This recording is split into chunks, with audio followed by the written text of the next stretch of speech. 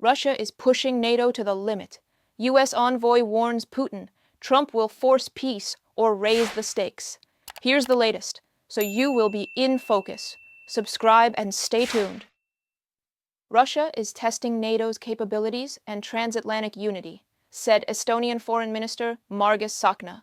According to him, the aggressor state will continue to stage provocations on European territory, and the North Atlantic Alliance must respond to them decisively. More details about the Russian provocations, next. The number of provocations on European territory is increasing. In recent days, authorities in the Czech Republic and Germany have again reported unidentified drones flying over military infrastructure facilities. Meanwhile, Belgian police are investigating the possible involvement of one of their employees in espionage for Russia and China. In light of the information received, investigators are trying to establish whether the suspected police officer photographed or disseminated images of opponents of the Chinese and Russian regimes during demonstrations organized in Brussels. More than 1,000 demonstrations with various demands take place annually in Brussels. As the headquarters of many institutions, the capital naturally attracts the attention of foreign intelligence services. It is sometimes even called a nest of spies, from a publication on the RTBF website. Suspicious activity has also been recorded in Estonia. The local police and border guard board temporarily closed a road passing through the Satsy-But, a section of Russian territory protruding into Estonia. The closure was due to the active movement of armed groups on the territory of the aggressor country, according to the border service.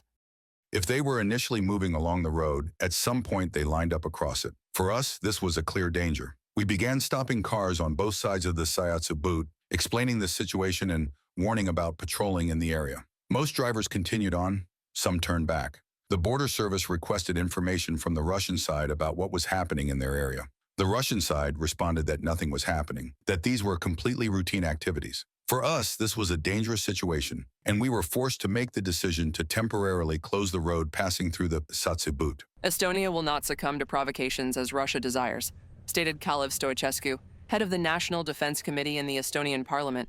According to him, Tallinn has no way to influence the movement of troops as long as they remain on Russian territory. Nevertheless, intelligence continues to monitor the situation. Let's not give this too much significance. Russia's goal is to provoke us, to test us, and the more we get nervous about it, the better Russia achieves its objective. NATO's Article 5 has never been invoked in a military confrontation with a nuclear-armed state, which is why the alliance is cautious about responding symmetrically to Russian provocations, experts explain.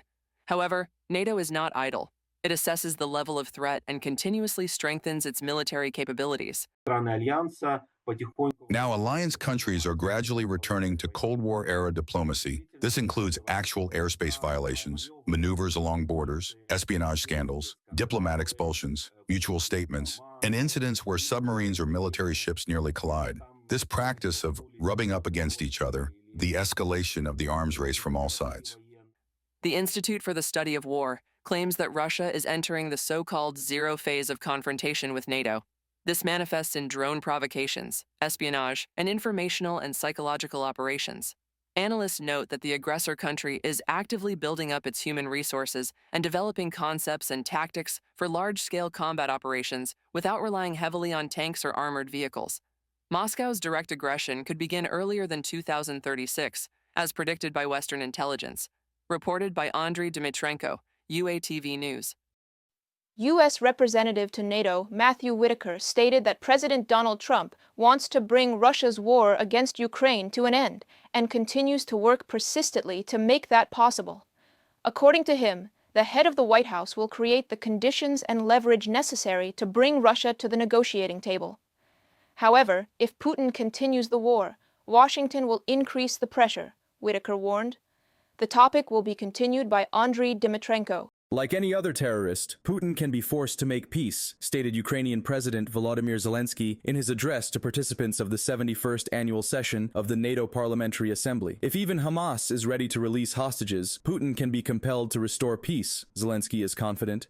Russia continues to shell Ukrainian cities and destroy the country's critical infrastructure. The goal of this terror is to break the resistance of Ukrainians. The head of state called on partners to strengthen assistance to Ukraine. A decision on the supply of air defense systems and missiles must be made as soon as possible, he emphasized. I spoke with President Trump for the second time in 2 days. We went through details air defense, Patriot systems, Tomahawks, the energy equipment we need. We also discussed the Pearl program. This program helps us buy American weapons, including missiles for Patriots, and it helps convince the US administration that America's alliance with Europe and other NATO partners matters. I thank the countries that have already joined this program, Pearl, the Netherlands, Denmark, Norway, Sweden, Germany, Canada, the Baltic states, Belgium, Luxembourg, and Iceland. And I thank Slovenia as well for its decision to join. Thank you. If Putin does not resolve the war with Ukraine, he will seriously regret it, stated the White House chief. According to Donald Trump, the Kremlin's actions significantly complicate achieving a peace agreement. Even conflicts that lasted decades were easier to resolve, the U.S. president admits. However, Washington has no intention of ceasing its efforts. But this is a war going on for 3 years, should have never started. Frankly, I give Ukraine credit for doing so well. I mean, they're good fighters. They're very good fighters. I really think that President Putin would look great if he got this settled. And I think he's going to settle it, but we're going to see. The U.S. administration is firmly committed to resolving Russia's war against Ukraine, stated the U.S. representative to NATO, Matthew Whitaker.